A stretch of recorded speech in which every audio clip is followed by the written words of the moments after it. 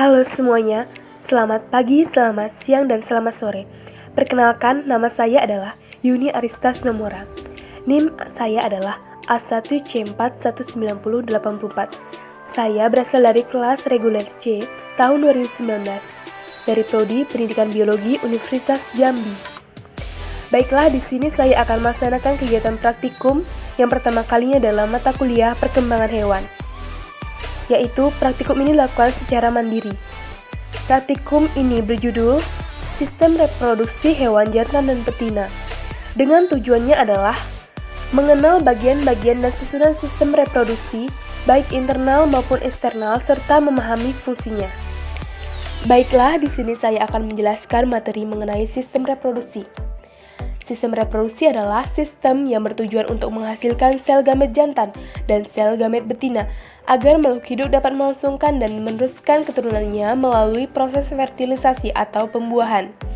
Sistem reproduksi pada manusia dibedakan menjadi dua, yaitu sistem reproduksi eksternal dan sistem reproduksi internal. Pada pria, sistem reproduksi eksternalnya yaitu pertama, penis. Penis merupakan sebagai saluran kencing atau urin sekaligus tempat keluarnya sperma. Yang kedua ada skrotum. Skrotum adalah kantong kulit yang menggantung pada pangkal penis, berfungsi sebagai penjaga suhu agar sesuai untuk memproduksi sperma. Adapun sistem reproduksi internal pada pria yang pertama yaitu testis. Testis adalah kelenjar tempat sperma dan testosteron diproduksi. Yang kedua ada epididymis, yang merupakan saluran yang keluar dari testis. Fungsinya adalah sebagai tempat penyimpanan sperma sementara. Yang ketiga ada uretra, adalah saluran yang membawa urin dari kandung kemih keluar tubuh. Pada laki-laki, ia mempunyai fungsi tambahan untuk mengeluarkan ejakulasi semen ketika pria mencapai orgasme. Yang keempat ada saluran ejakulasi, yaitu saluran pendek yang menghubungkan kantong semen dengan uretra, berfungsi untuk mengeluarkan sperma agar masuk ke dalam uretra. Yang kelima ada vas deferens, yang berfungsi untuk menyalurkan sperma dari epididymis saat ejakulasi. Vas deferens juga berfungsi sebagai tempat penyimpanan sperma sebelum dikeluarkan melalui penis. Yang keenam ada ductus ejaculatorius, yaitu saluran yang terletaknya di antara kandung kemih dan kelenjar prostat, terbentuk dari persatuan vas deferens dan vesicula seminalis. Adapun kelenjar pada sistem reproduksi pria yaitu yang pertama ada vesicula seminalis atau kantung semen, merupakan kelenjar belekuk-lekuk yang terletak di belakang kantung kemih. Dinding vesicula seminalis menghasilkan zat makanan yang merupakan sumber makanan bagi sperma. Yang kedua ada kelenjar prostat, yang utama adalah untuk memproduksi cairan yang dapat menjaga sperma untuk tetap hidup dan melindungi kode genetik yang dibawanya. Cairan yang dikeluarkan prostat juga berguna untuk menjaga pergerakan sperma. Yang ketiga ada kelenjar Cooper, yang menghasilkan lendir, fungsinya adalah untuk melindungi sperma. Baiklah, selanjutnya sistem reproduksi pada wanita.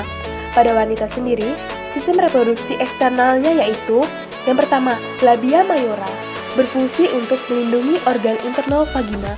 Yang kedua, ada labia minora, letaknya di dalam labia mayora, berfungsi untuk melindungi vagina dari benda kecil yang masuk.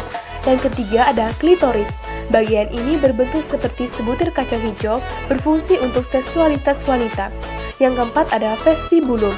Pada bagian bawah klitoris terdapat rongga pembatas dua sisi labia minora yang bernama vestibulum. Disinilah terdapat saluran kencing dan muara vagina. Yang kelima ada himen atau selaput darah. Selaput darah adalah selaput membran tipis yang menutupi vagina. Selaput darah memiliki satu lubang yang ukurannya sedikit lebih besar yang biasanya mengeluarkan darah menstruasi. Yang keenam ada vagina. Bagian yang paling sering disebut sebagai alat reproduksi wanita ini memiliki tempat di bagian dalam, di belakang kandung kemih. Fungsi vagina adalah jalan masuk sperma menuju rahim dan jalan keluar darah menstruasi serta jalan lahir bayi. Vagina adalah jalur yang menghubungkan serviks atau mulut rahim ke bagian luar tubuh. Vagina dikenal juga sebagai jalan lahir. Dan bagian internal sistem reproduksi pada wanita yaitu sebagai berikut. Yang pertama ada ovarium, atau kelenjar kecil berbentuk oval sama seperti tuba Fallopi. Indung telur juga berjumlah 2 buah dan terletak di kedua sisi rahim.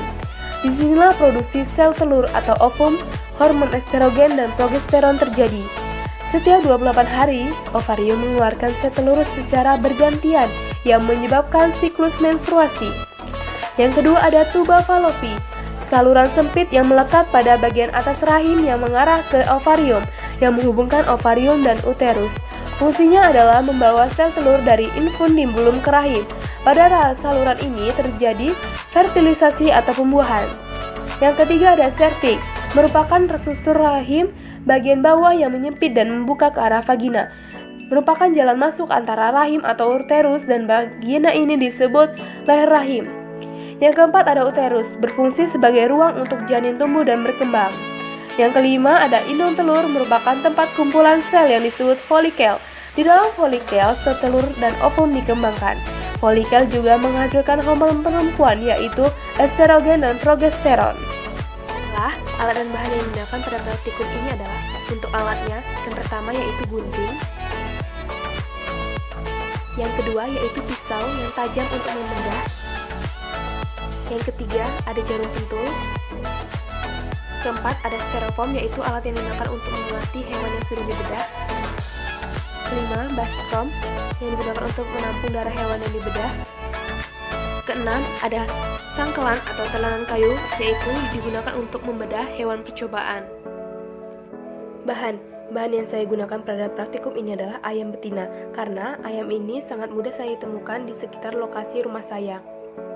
Prosedur kerja yang pertama yaitu siapkan hewan percobaan. Saya membeli ayam.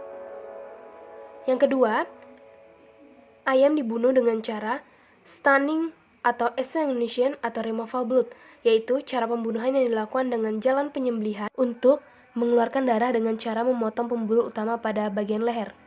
Yang ketiga, rendam ayam dengan air panas agar bulu-bulu pada ayam mudah untuk dicabut.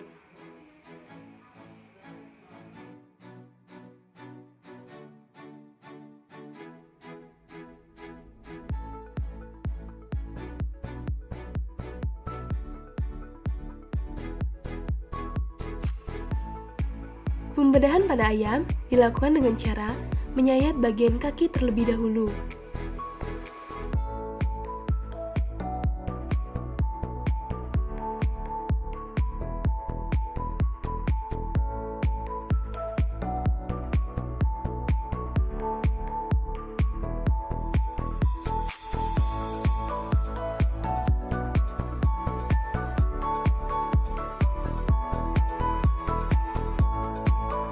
Dilanjutkan dengan membelah bagian bawah tulang perut.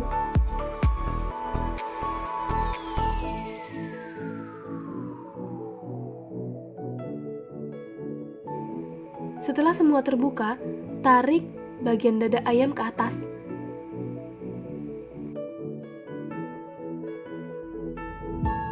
Tarik hingga organ ayam terlihat dengan jelas. Ini adalah penampakan perut ayam yang telah terbuka dengan jelas. Amati organ perut terlebih dahulu. Keluarkan semua organ ayam agar dapat dibedakan dengan jelas yang mana yang merupakan organ reproduksinya. Inilah yang merupakan sistem reproduksi ayam betina. Sistem reproduksi eksternalnya ada kloaka, yaitu sebagai muara saluran pengeluaran atau saluran pengeluaran telur. Sistem reproduksi internalnya yaitu ada vagina. Vagina yang merupakan tempat penyimpanan sementara telur sebelum keluar dari kloaka. Ada ovidum kiri dan ada ovidum kanan yang bersifat rudimenter. Ada usus besar yang akan menjadi saluran pencernaan serta usus buntu. Baiklah, ini adalah saluran reproduksi ayam betina yang sudah dewasa. Yang pertama ada kloaka. Kloaka sendiri yaitu sebagai muara semua saluran pengeluaran ataupun saluran pengeluaran telur. Yang kedua ada cell gland, yaitu uterus tempat pembentukan cangkang telur. Yang ketiga ada isthmus, saluran terakhir tempat pembentukan selaput telur. Dan ada magnum, tempat pembentukan putih telur. Dan yang terakhir ada infundibulum yang berfungsi menangkap folikel yang matang. Dan di dalam folikel, sel telur atau ovum itu dikembangkan.